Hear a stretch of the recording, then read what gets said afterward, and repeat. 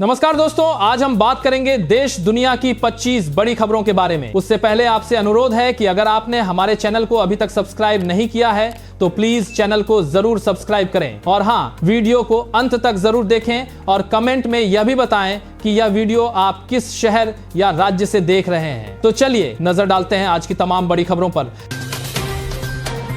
सरकार ने दी बड़ी राहत। केंद्र सरकार ने गिग वर्कर्स को बड़ी राहत दी है और 10 मिनट में डिलीवरी वाला फीचर रोक दिया है। अब ऐप कंपनियों को अपने प्लेटफॉर्म पर 10 मिनट डिलीवरी जैसे दबाव देने वाले फीचर्स बंद करने होंगे ताकि डिलीवरी कर्मचारियों पर बेहद कम समय में काम करने का दबाव न रहे। सरकार का कहना है कि इससे गिग वर्कर्स की सुरक्षा और काम का संतुलन बेहतर होगा। कंपनियों को तय मानकों के अनुसार ही समय सीमा दिखाने की अनुमति दी जाएगी।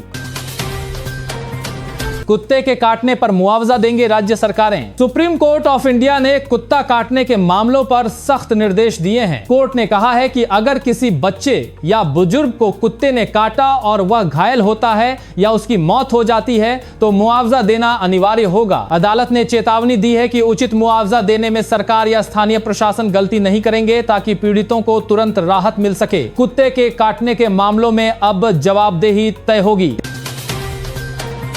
तेलंगाना सरकार का सख्त फैसला। तेलंगाना सरकार ने ऐलान किया है कि बुजुर्ग माता पिता की देखभाल नहीं करने वाले सरकारी कर्मचारियों की सैलरी से 10% हिस्सा काटकर पेरेंट्स के खाते में भेजा जाएगा। इसके लिए पेरेंट्स को बेटे या बेटी के खिलाफ शिकायत दर्ज करानी होगी। इसके साथ ही सरकार ने वरिष्ठ नागरिकों के लिए प्रणाम डे केयर सेंटर खोलने का भी फैसला किया है।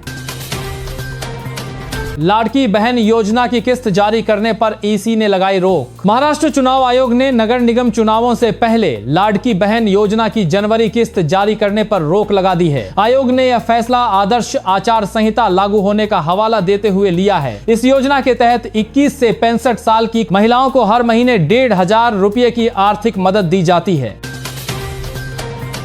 नीतीश सरकार ने दी नौकरी की मंजूरी, युवाओं को बड़ा फायदा। बिहार में नीतीश कुमार की अध्यक्षता में हुई कैबिनेट बैठक में 41 प्रस्तावों को मंजूरी दी गई। इसमें सबसे अहम फैसला कृषि विभाग में 694 नए पदों पर भर्ती का है। इन पदों में प्लांट प्रोटेक्शन सुपरवाइजर और इंस्पेक्टर शामिल हैं। सरकार का कहना है कि इससे युवाओं को नौकरी मिलेगी और किसानों से जुड़ी सेवाएं बेहतर होंगी। कैबिनेट ने राज्य के विकास और रोजगार से जुड़े अन्य प्रस्तावों पर भी मुहर लगाई है।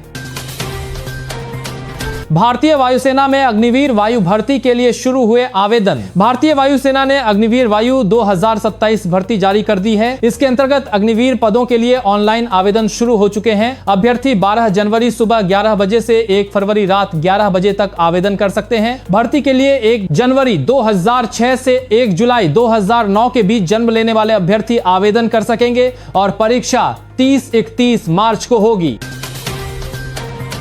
अमेरिका ने 1 लाख वीजा रद्द किए। अमेरिका की स्टेट डिपार्टमेंट ने करीब 1 लाख वीजा रद्द कर दिए हैं, जिसमें लगभग 8,000 स्टूडेंट वीजा और 2,500 स्पेशल वीजा शामिल हैं। यह कदम डोनाल्ड ट्रंप सरकार के तहत लिया गया है। इसका उद्देश्य कथित तौर पर वीजा नियमों के उल्लंघन और सुरक्षा कारणों से वीजा समाप्त करना बताया गया है। प्रभावित वीजा धारकों को नए वीजा के लिए फिर से आवेदन करना होगा और कड़ी जांच से गुजरना पड़ सकता है। यूपी सरकार का बड़ा कदम। उत्तर प्रदेश सरकार ने जेवर नोएडा इंटरनेशनल एयरपोर्ट को ग्रीन और नेट जीरो एमिशन प्रोजेक्ट बनाने का लक्ष्य रखा है। इसका मतलब है कि एयरपोर्ट का संचालन पर्यावरण के लिए कम हानिकारक होगा और कार्बन उत्सर्जन को न्यूनतम या शून्य करने की योजना बनाई जा रही है। सरकार नई तकनीक और साफ ऊर्जा स्रोतों का उपयोग करेगी ताकि यह एयरपोर्ट पर्यावरण के अनुकूल बने और सस्टेनेबल विकास को भी बढ़ावा मिले। राजस्थान सरकार ने जारी किया 2026 भर्ती कैलेंडर। राजस्थान सरकार ने सरकारी नौकरी चाहने वालों के लिए 2026 का भर्ती कैलेंडर जारी किया है। इसमें विभिन्न विभागों में होने वाली भर्तियों की तारीखें, आवेदन शेड्यूल और परीक्षाओं की सूची शामिल है। अगले 1 साल में 44 विभागों में नौकरियां मिलेंगी। जनवरी में 8,000 शिक्षक भर्ती जनवरी, मार्च में शिक्षा विभाग की 10,000 भर्तियां होंगी, 4,000 कांस्टेबल, 1,015 सब इंस्पेक्टर समेत चिकित्सा, कृषि, वन और ऊर्जा विभाग में भी मौके मिलेंगे।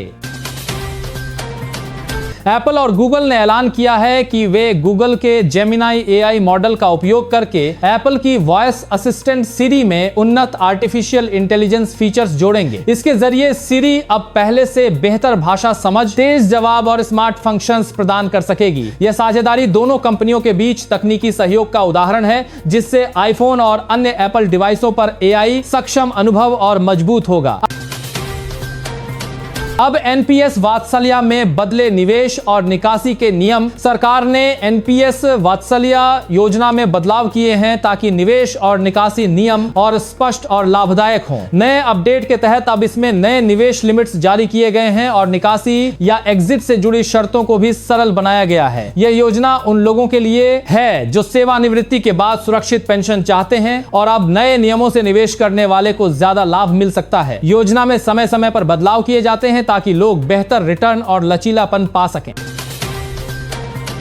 3 मार्च को होगा पूर्ण चंद्र ग्रहण। वैज्ञानिकों के अनुसार 3 मार्च 2026 को पूर्ण चंद्र ग्रहण होगा। इस दौरान चांद लगभग 82 मिनट तक लाल रंग का दिखेगा, जिसे आम भाषा में ब्लड मून कहा जाता है। यह ऐसा समय होगा जब पृथ्वी की छाया चांद पर पूरी तरह पड़ती है और सूरज की रोशनी पृथ्वी के वायुमंडल से होकर चांद तक पहुंचने पर उसे लाल रंग देती है। ग्रहण को रात में साफ आसमान होने पर अच्छी तरह देखा जा सकेगा।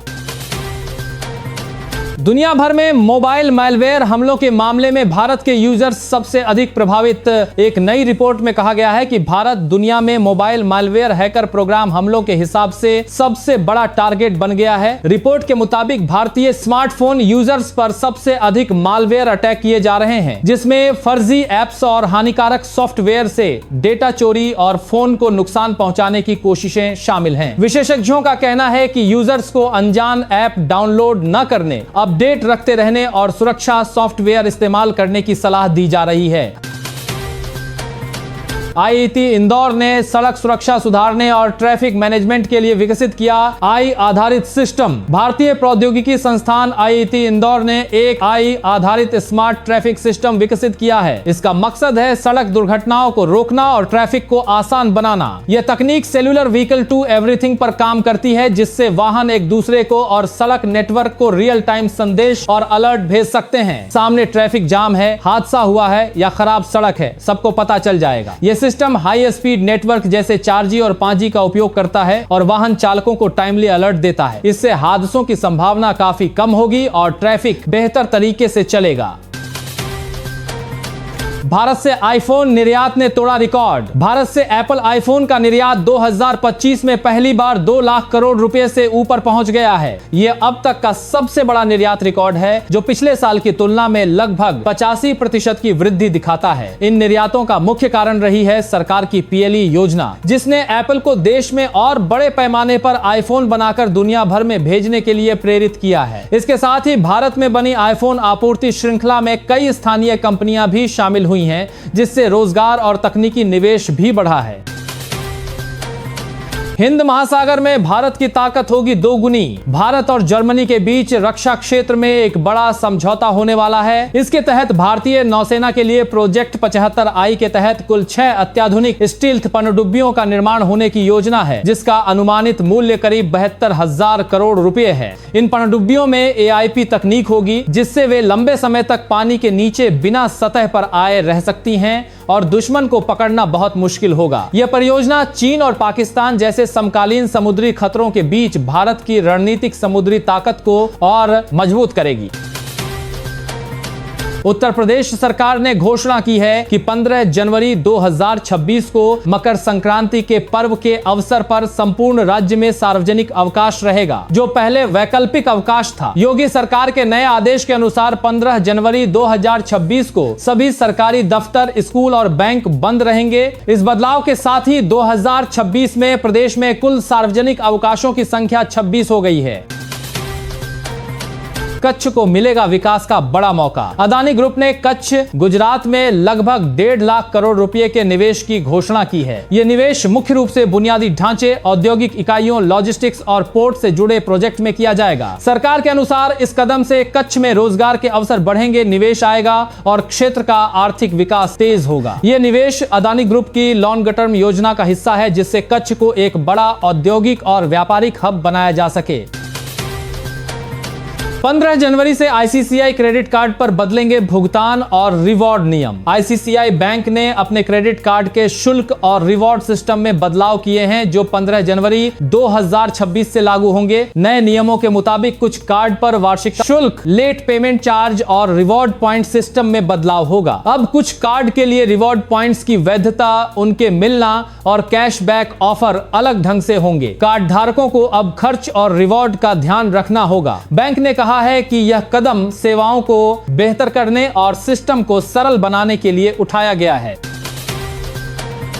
देश के हाई स्कूल एजुकेशन सिस्टम में बड़े बदलाव की तैयारी। शिक्षा मंत्रालय के एक विशेषज्ञ पैनल ने सुझाव दिया है कि सीएपी कोचिंग संस्थाओं के कुल पढ़ाने के घंटे को जी और नीट की तैयारी के सिलेबस से संपूर्ण रूप से जोड़ा जाए। इसका उद्देश्य यह है कि कोचिंग में पढ़ाई सीधे परीक्षा के पाठ्यक्रम के अनुरूप हो और छात्रों को बेहतर तैयारी का फायदा मिल सके। पैनल ने कहा है कि इससे डुप्लीकेट या गैर जरूरी विषयों पर समय बर्बाद नहीं होगा और छात्रों की सफलता दर में सुधार होगा। अल्फाबेट बनी 4 लाख करोड़ डॉलर के मूल्यांकन तक पहुंचने वाली चौथी कंपनी। गूगल की पेरेंट कंपनी अल्फाबेट इंक ने पहली बार $4 ट्रिलियन से ज्यादा की बाजार वैल्यू हासिल कर ली है। इससे यह दुनिया की सिर्फ चौथी कंपनी बन गई है जो इस रिकॉर्ड तक पहुंची है। इससे पहले यह क्लब एनवीडिया, माइक्रोसॉफ्ट और एप्पल तक ही सीमित था। बाजार में यह उछाल आर्टिफिशियल इंटेलिजेंस में निवेश और अच्छे तकनीकी प्रदर्शन के कारण आया है। निवेशकों का मानना है कि अल्फाबेट की एआई क्षमता और इसके उत्पादों से कंपनी को भविष्य में और बढ़त मिल सकती है। तो ये थी आज की 25 बड़ी खबरें। आपको सबसे महत्वपूर्ण खबर कौन सी लगी कमेंट करके जरूर बताएं और चैनल को सब्सक्राइब करना न भूलें। जय हिंद।